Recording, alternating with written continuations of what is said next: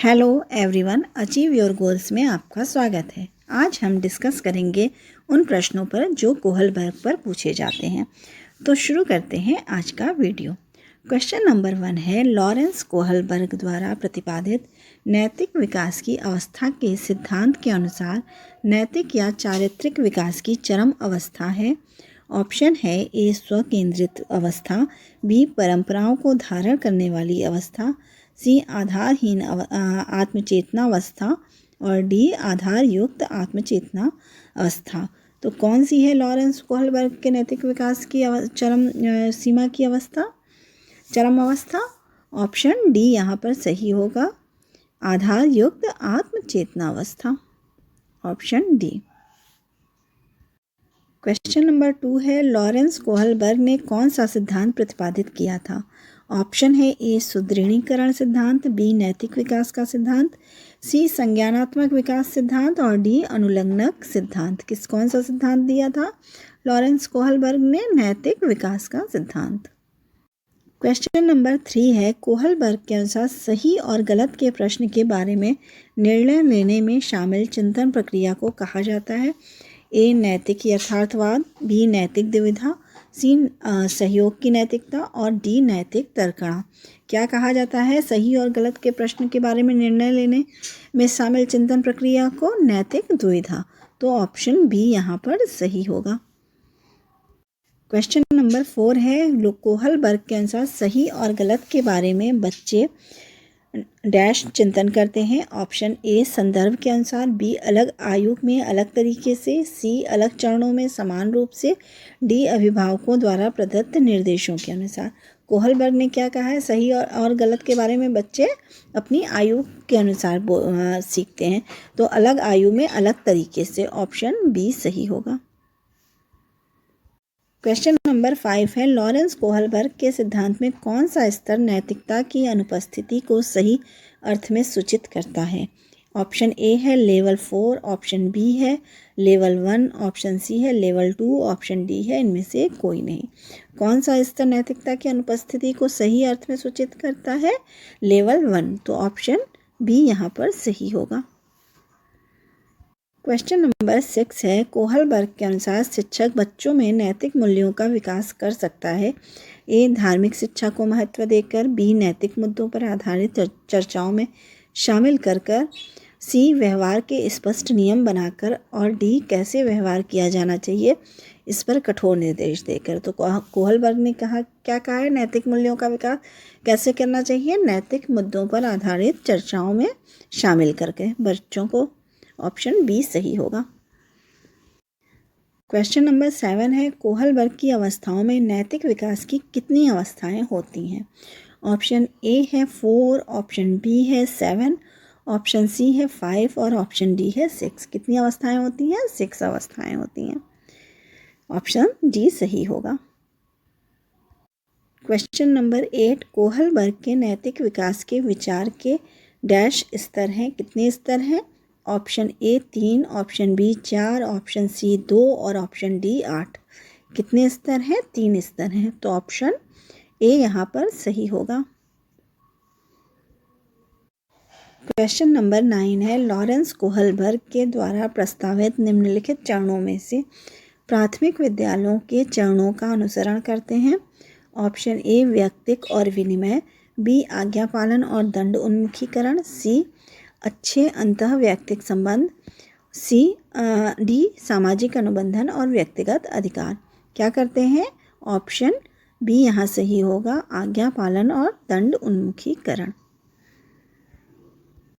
Question number 10 है, Kohlberg के सिद्धांत के पूर्व परंपरागत स्तर के अनुसार कोई नैतिक निर्णय लेते समय एक व्यक्ति निम्नलिखित में से किस तरह प्रवृत्त होगा? ऑप्शन ए पारिवारिक अपेक्षाएं, बी व्यक्तिगत मूल्य, सी व्यक्तिगत आवश्यकताएं तथा इच्छाएं और डी अंतर्निहित संभावित दंड। तो पूर्व परंपरागत स्तर में क्या होता है? बच्चे दंड के डर से ही कोई कार्य निर्णय लेते हैं, करते हैं, नैतिकता उनकी निर्धारित होती है। तो ऑप्शन डी यहाँ पर सही होगा। क्वेश्चन नंबर 11 है, एक बच्चा कुछ घरेलू कार्य करने के लिए प्रोत्साहन की मांग करता है। कोहलबर्ग के नैतिक चरणों में से कौन सा इससे संबंधित है? ऑप्शन है ए चरण 1, ऑप्शन 2 चरण 2, ऑप्शन सी चरण 3 और ऑप्शन डी चरण 5। कौन सा चरण होगा? ऑप्शन बी सही होगा, चरण 2। क्वेश्चन नंबर 12 है, एक बच्चा तर्क प्रस्तुत करता है, आप यह मेरे लिए करें और मैं आपके लिए करूंगा। यह बच्चा कोहलबर्ग की नैतिक तर्कणा की किस अवस्था के अंतर्गत आएगा? ऑप्शन ए सहायक उद्देश्य अभिमुखीकरण, बी दंड और आज्ञा पालन अभिमुखीकरण, सी अच्छा लड़का अच्छा लड़की अभिमुखीकरण और डी सामाजिक अनुबंधन अभिमुखीकरण। ये किसके अंतर्गत आएगा? सहायक उद्देश्य अभिमुखीकरण के। तो ऑप्शन ए सही होगा। क्वेश्चन नंबर 13 है, लॉरेंस कोहलबर्ग के सिद्धांत के अनुसार किसी कार्य को इसलिए करना क्योंकि दूसरे इसे स्वीकृति देते हैं नैतिक विकास के चरण को दर्शाता है। ए प्रथागत, ऑप्शन बी उत्तर प्रथागत, ऑप्शन सी अमूर्त संक्रियात्मक और ऑप्शन डी प्रथा पूर्व। कौन सा होगा सही आंसर? प्रथागत। ऑप्शन ए सही होगा। Option A. क्वेश्चन नंबर 14 है, बच्चों में नैतिक मूल्यों को विकसित करने का सर्वाधिक उचित तरीका है? ए प्रातःकालीन सभा में बच्चों को नैतिक उपदेश देना, बी विद्यार्थियों के सामने एक परिस्थिति रखना और उस पर निर्णय लेने के लिए कहना, सी शिक्षकों एवं बड़ों द्वारा नैतिक मूल्यों को प्रदर्शित करना, डी विद्यार्थियों को नैतिक और अनैतिकता के बीच अंतर करना सिखाना। क्या होगा सही आंसर? शिक्षकों एवं बड़ों द्वारा नैतिक मूल्यों को प्रदर्शित करना। ऑप्शन सी सही होगा। क्वेश्चन नंबर 15 है, कोहलबर्ग के अनुसार अच्छा लड़का अच्छी लड़की अभिविन्यास इंगित करता है। ऑप्शन है ए पूर्व पारंपरिक नैतिकता, ऑप्शन बी उत्तर पारंपरिक नैतिकता, ऑप्शन सी परंपरागत नैतिकता और ऑप्शन डी है सापेक्ष नैतिकता। सही आंसर क्या होगा? अच्छा लड़का अच्छी लड़की अभिविन्यास क्या इंगित करता है? परंपरागत नैतिकता। तो ऑप्शन सी हमारा यहाँ पर सही होगा।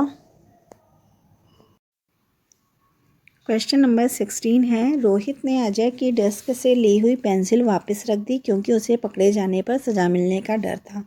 यह कथन कोहलबर्ग के सिद्धांत के किस स्तर का वर्णन करता है? ऑप्शन ए पूर्व परंपरागत स्तर, ऑप्शन बी परंपरागत स्तर, ऑप्शन सी उत्तर परंपरागत स्तर और ऑप्शन डी पूर्व संक्रियात्मक स्तर। किस स्तर की बात करता है? ऑप्शन यहाँ पे क्या सही होगा? ऑप्शन ए पूर्व परंपरागत स्तर। पूर्व परंपरागत स्तर में क्या होता है? बच्चे दंड के भय से ही कार्य करते हैं या फिर पुरस्कार कि हमें पुरस्कार मिलेगा इस बात को करने से, इस पर। तो ऑप्शन ए सही होगा। क्वेश्चन नंबर 17, नैतिक तार्किकता कोहलबर्ग के सिद्धांत के अनुसार डैश पर निर्भर करती है? ए संदर्भ, बी बाह्य उद्दीपक, सी प्रशिक्षण और डी विकास के चरण। नैतिक तार्किकता कोहलबर्ग के सिद्धांत के अनुसार किस पर निर्भर करती है? विकास के चरण पर। तो ऑप्शन डी यहाँ पर सही होगा। क्वेश्चन नंबर 18 है, कोहलबर्ग के नैतिक विकास के सिद्धांत एवं उनकी विभिन्न स्तरों के अनुसार निम्न में से कौन सा सोपान उनके द्वारा प्रतिपादित नहीं है? ए परस्पर एकरूपता अभिमुखता, बी व्यक्तिक तांबा विनिमय उन्मुखता, ऑप्शन सी आत्मकेंद्रित निर्णय और ऑप्शन डी सामाजिक अनुबंधन विधि सम्मत अभिमुखता। इसमें से कौन सा कोहलबर्ग से संबंधित नहीं है? ऑप्शन बी व्यक्तिक तांबा विनिमय अभिमुखता। क्वेश्चन नंबर 19, कोहलबर्ग के सिद्धांत की एक प्रमुख आलोचना क्या है? ऑप्शन ए कोहलबर्ग के बिना किसी अनुभूति मूलक आधार के सिद्धांत प्रस्तुत किया, ऑप्शन बी कोहलबर्ग ने प्रस्ताव किया कि नैतिक तार्किकता विकासात्मक है, ऑप्शन सी कोहलबर्ग ने पुरुषों एवं महिलाओं की नैतिक तार्किकता में सांस्कृतिक विभिन्नताओं को महत्व नहीं दिया, ऑप्शन डी कोहलबर्ग ने नैतिक विकास की स्पष्ट अवस्थाओं का उल्लेख नहीं किया। क्या नहीं किया? किस बात पर आलोचना की जाती है इस पर? कि उन्होंने पुरुष एवं महिलाओं की नैतिक तार्किकता में सांस्कृतिक विभिन्नताओं को महत्व नहीं दिया। ऑप्शन सी यहाँ सही होगा। क्वेश्चन नंबर 20, निम्नलिखित में से कौन सी लॉरेंस कोहलबर्ग के द्वारा प्रस्तावित नैतिक विकास की एक अवस्था है? ऑप्शन ए प्रसुप्ति अवस्था, ऑप्शन बी सामाजिक अनुबंधन अभिविन्यास, ऑप्शन सी मूर्त संक्रियात्मक अवस्था और ऑप्शन डी उद्योग बनाम अधीनता अवस्था।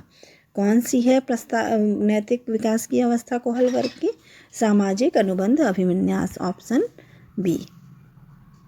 अगर आपको मेरी ये वीडियो पसंद आई हो तो प्लीज़ लाइक और सब्सक्राइब करें। Thank you.